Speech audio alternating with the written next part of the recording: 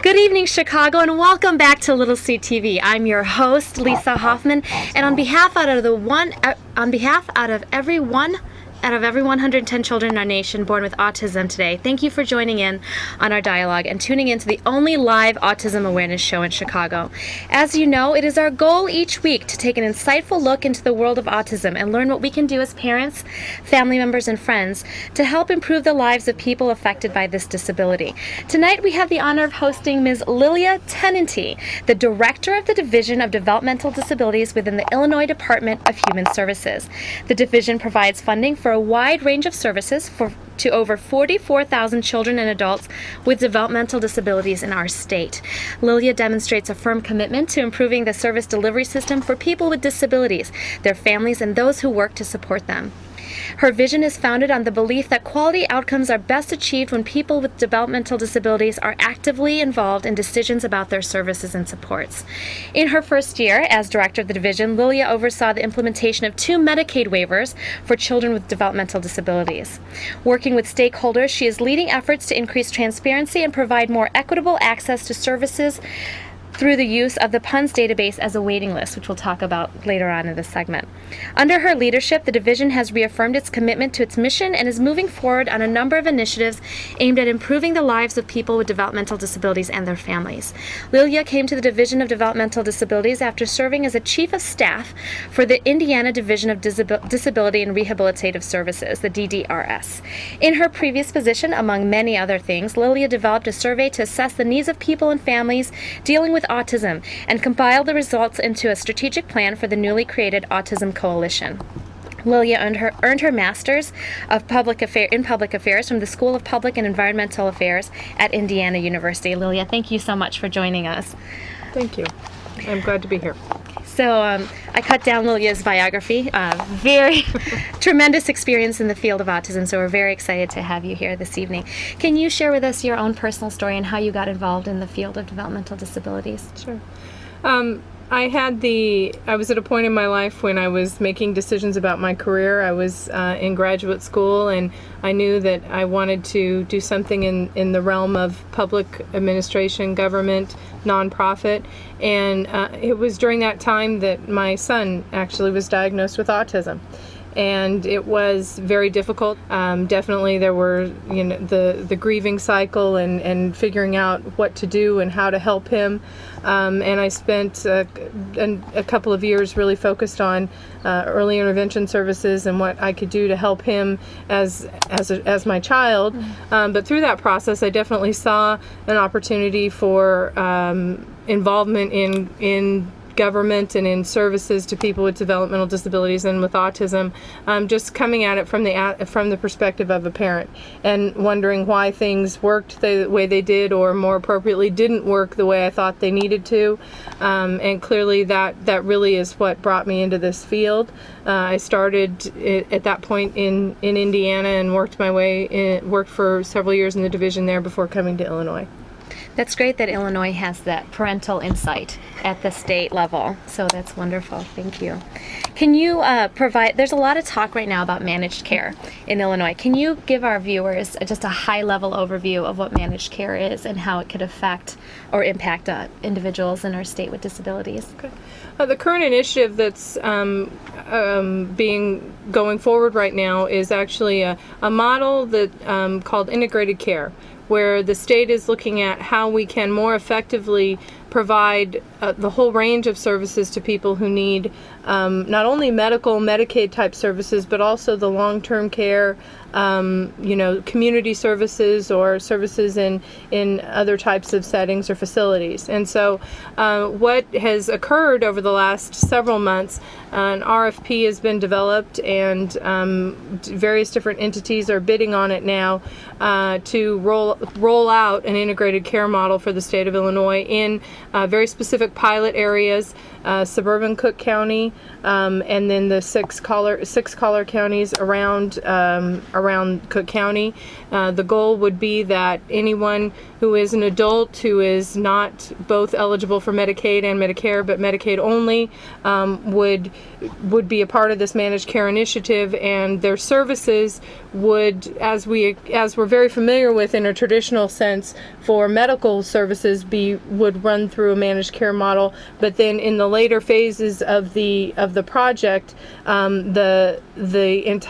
the care services would be integrated under one entity or one of these companies, and so the doctor and the residential provider and the occupational therapist, everyone ultimately would be working together under one management system to serve the needs of the individual and to all work together on their support plan and ensure that their needs were being met. So it's very new. It's rolling out in Illinois. It'll roll out, as I said, in phases. The first phase will be the medical care piece. The second phase is more focused on individuals with physical disabilities and people in nursing homes and those kinds of things. And then the third phase ultimately would be individuals with developmental disabilities who are either being served in community services right now or who are in private ICFDDs, or what we call our state-operated developmental centers, in those specific areas. So one of the main objectives for managed care is obviously to increase the efficiency of the system and to have everyone working together. Absolutely. So it makes a lot of sense. It's a good objective. Can you talk about some of the employment initiatives in place right now for people with disabilities in our state? Okay. I can talk, what I'll focus on is employment services that are available for people with developmental disabilities. I'll also talk a little bit about a statewide initiative to put everyone to work, not just people with developmental disabilities. Services through the division are provided to individuals with developmental disabilities who might need additional help in either getting a job or maintaining a job. We have supported employment services that we provide where a coach, what's called a job coach, helps a person both learn the job that they're doing and then ultimately helps them maintain the job over a long period of time.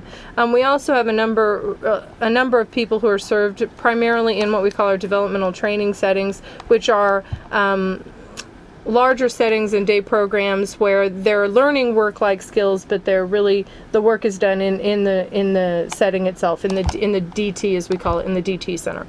So those are some types of services. We have some agencies that do businesses that are run with people with developmental disabilities. So I know of carpet cleaning services and paper shredding services, and if any of you run businesses or are looking for those kinds of services, I would encourage you to reach out to your local community agencies and see if you can contract with them for those types of services being provided by people with developmental disabilities.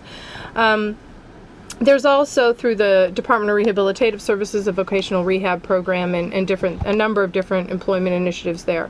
One of the initiatives the state is doing right now in conjunction with the federal government is something called Put Illinois to Work, and that is really focused not only on people with developmental disabilities or physical disabilities, but anyone in the state who might need a job and who is interested in partnering with companies who have signed up to do this program as well.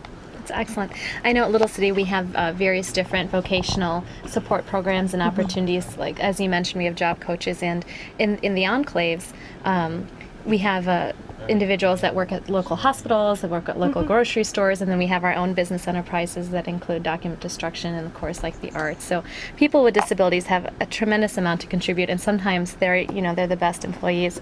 Looks like we have our first call from Ms. Lilia Teninty. Caller, go ahead. You're on the air. Yes, Director, with the large gap there is between the number of beds available to people with disabilities and the large number of people in the state of Illinois with disabilities that need those beds, what do you see as a solution to that? That's an excellent question, and probably one of the most challenging issues that we deal with in the division and families and the people that we're serving deal with. The reality of the situation is that, as you've mentioned, for those who may not know, we have at this point identified at least 20,000 people on our prioritization of urgency of needs, and that's the last time I'm going to say the name, I'm otherwise going to call it puns, database, who are waiting either for any service or for a service that more appropriately meets their needs. And we are bound by the funding that is available to us, and it's always easy to say that more funding is the answer, but in addition to that, I feel strongly that part of the answer is not just more funding, but it's looking at how we're currently using our funding and doing it in restructuring it so that we're really focused on the individual and potentially providing services to the person that more appropriately and effectively meet their needs and help them meet their goals, but may ultimately be more cost effective than how we're doing it now. Some examples of that, just off the top of my head, for people who are familiar with the services that we provide, we have got a lot of people in community and other types of settings that are receiving 24-hour supports. And clearly, for a number of the people we serve, that's appropriate, there's no question. But there may be some people, and actually we know of some, having talked to families and individuals and providers who have identified this issue, who may not need the full realm of 24-hour supports, but need something less than the very minimum that we currently can also offer. And so there's a gap there in how do we help support the appropriate level of need without either providing too little by capping it below what a person needs, or providing too much by requiring everyone to have 24-hour supervision. From our perspective, from my perspective, it's two issues. It is clearly, you cannot look at the budget situation in Illinois, you can't look at 20,000 people waiting for services and think that more funding as we go forward isn't a part of the answer. But the other part of the answer is also looking at the funding we do have and figuring out the most effective way to use it so that as many people as possible are being served with the funding that we currently have. So again, just better assessments and making the processes more efficient and taking the time. That makes a lot of sense. Great question. Excellent question. Because sometimes when you think, wow, I thought it was 18,000 last time I checked, so 20,000 people are in need of services. 20,000 people in the state of Illinois, and the current statistic right now, I believe, is 1 out of 63 children born in the state of Illinois are born with a developmental disability.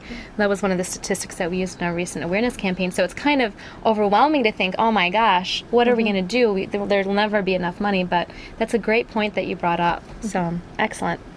What would you say are, the top 3 pressing issues right now in our state for people with disabilities? Okay, well, it's hard to sit here and not think immediately of the state's current financial situation. That it presents probably the single most difficult issue, because it's not thinking about people who we're not serving and how we can add people to services where clearly that is important.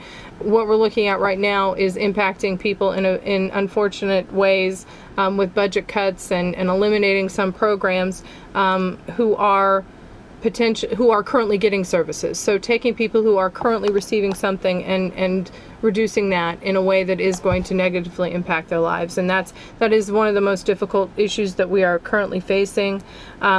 I would say to some extent it's bound up in a broader philosophical discussion about people with developmental disabilities that I think is very important, and I've been a very strong advocate for since in coming to this system, is just a recognition by broader society. People who may not have a person with a developmental disability in their immediate family, or may not know one, may not know that their neighbor has a child or is a person with developmental disability, is a recognition of the fact that people with developmental disabilities are just like the rest of us. They're able to, get jobs and achieve goals and do the things that any one of us would also want to do. We just they just need a little bit more support potentially than the rest of us. So if we as a society broadly recognize that, then it's much easier to make the arguments and be successful in those arguments on why funding and why supports are so important for the people that we serve.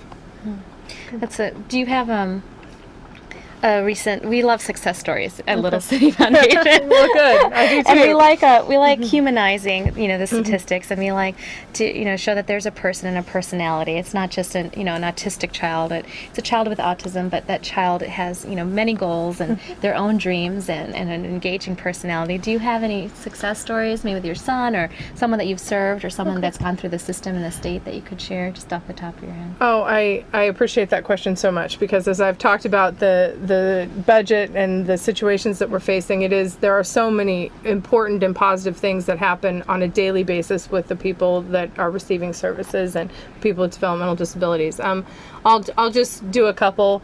One of them. Okay, I will talk about my own son, and I generally don't, but he's just, at this point, he's almost 13 years old. He got a good basis for the future with strong early intervention services, and he's going to school. He, loves computer games. He does his schoolwork, grudgingly, like most almost 13-year-olds. And just a funny story. I've recently started talking more about him in what I do and with the work that I do. And I was giving a presentation where I was talking a great deal about my story with him and what we went through when he was first diagnosed. And I talked to him about, is it okay if I, talk about you and your story publicly? And he kind of looked at me and went away. And he came back a few minutes later and looked at me and just said, just nothing embarrassing.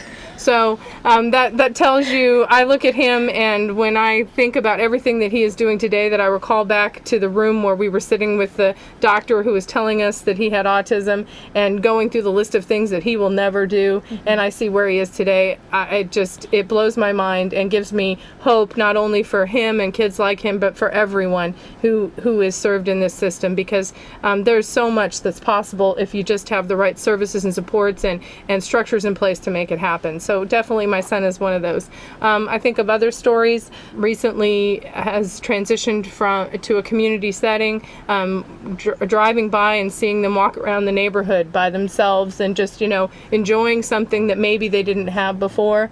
I think about people who are in, all different levels of function, all different capability levels, and going out and seeing people who are achieving things that maybe without knowing the person, it may seem like a small thing, but for them is just a huge goal that they've recently achieved, and there are just successes every day. So that's people who are in this field and who love what they do, recognize that's what's most important. That's wonderful. And if any of our viewers out there in Chicago watching tonight are interested in visiting Little City or getting to know some of the individuals with intellectual and developmental disabilities or individuals or children with autism, you're always welcome on our campus and in any of the homes throughout Chicago.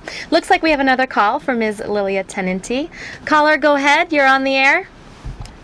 Yes, good evening. I have a friend with a child with autism, and it's really scary what's going on right now in Illinois with our state budget and proposed cuts to so many human services. What can we do to help protect funding for human services and children with autism and other disabilities? That is an excellent question. I would say, first off, you can do exactly what you're doing now, which is learning more about the issues, watching shows like this, asking questions like that. I would say, from the perspective of someone who works in the state system, the things that I find to be most helpful in advocating for funding is when the people who are our decision makers and legislators and others in various positions of influence and who are responsible for budgets and things like that really understand the personal stories and understand the full impact of what it means when I say something like, we're going to be we may have to eliminate services for day program. Well, to someone who doesn't have a personal connection to that may not be as serious as understanding that means an adult who's been going every day and getting services from 9 to 4 is no longer going to be able to do that. They're going to have to sit at home. Their family members, if they're living with family members, their family members may have to leave their own jobs to come home and care for them during the day, because they can no longer send them or go with them to the day program that they've been attending. Clearly, that has negative impact on the person, but also the broader ramifications on not only the family, who may have to find ways to work around jobs or leave jobs to take care of the person, and also the community agency or the agency who may have to lay workers off. So it is not only a human discussion, it's also an economic discussion. And it's hard, being a human services person and thinking about the people that we serve, it's hard to remember to drive that home, but that is so important. Every person that we serve is a human being whose life we may be impacting negatively, who has a family, who may have to make very difficult choices because of those negative impacts, and then ultimately who may be being served by an agency who potentially is a large provider or large employer in the area, who may then have to also lay people off and take actions as a result of difficult budget decisions and budget cuts from the state. And so it's those kinds of stories. It's understanding not only the human context from the perspective of the individual and their family and the employee who may get laid off, but also the broader financial context that means, because clearly laying people off costs money.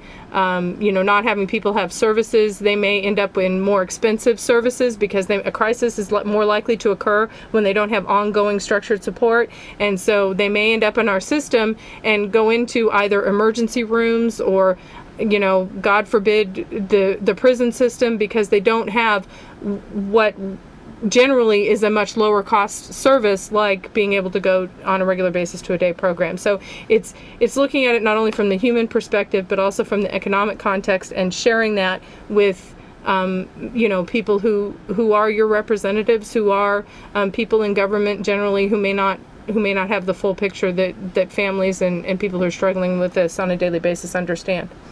I'm glad that you painted that picture for our viewers, because you're right. When you say day supports or eliminate day supports, it's like, oh, okay, well, we can get rid of that. Mm-hmm. But really, you're affecting so many people, and it's a domino effect, mm-hmm. and it'll affect the entire state of the economy. Mm-hmm. So it's also like crisis prevention, mm-hmm. A lot of things. And you're speaking specifically to supports that agencies like Little City provide. So definitely, thank you for that question, and definitely know who your representatives are, and let them know that you support funding and you support the protection for funding for people with autism and other intellectual and developmental disabilities.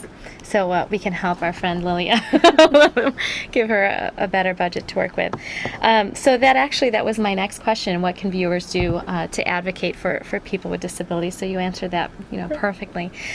You're in a very difficult position, because you don't have I don't want to say, a thankless job, but many people forget to recognize all of the challenges that you're dealing with, and you are, you're more than capable, and so we're very pleased to have you. But if there's a misconception mm-hmm. out there in Chicago, or that our viewers may have about your job or the Division of Developmental Disabilities, or the state of Illinois, the Department of Human Services, or if there's anything you'd like, not even clear up a misconception, but anything that you'd want to share with them, okay. What would that be, the top thing? Oh, boy. That's a good question. I think what is probably, at the top of that list and most important to know is that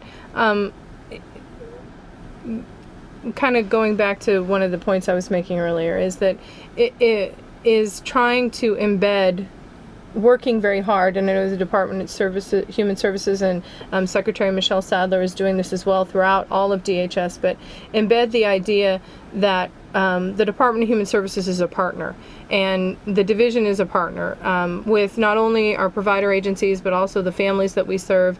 And it's difficult, because definitely as the state function, we have a role in rules and regulations and saying, no, you can't do this, you've got to do this. But hopefully, even within that context and within that role, it's done in a way that demonstrates a willingness to partner with the people we're serving and their families and the providers to make everything work better and to make things work more smoothly. And clearly, I wish I could say with all confidence that happened every day 100% of the time, and we recognize, definitely we definitely have areas where we can improve.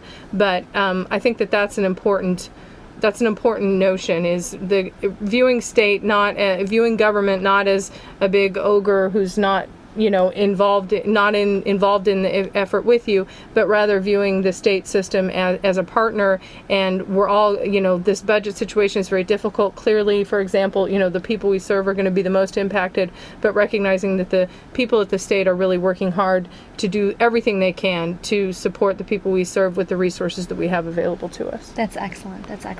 So if you are listening, ladies and gentlemen, please keep that in mind and keep that in your heart, and support Ms. Lilia Teninty and our Department of Human Services and people with intellectual and developmental disabilities, and tell your representatives to protect funding for the services that we provide.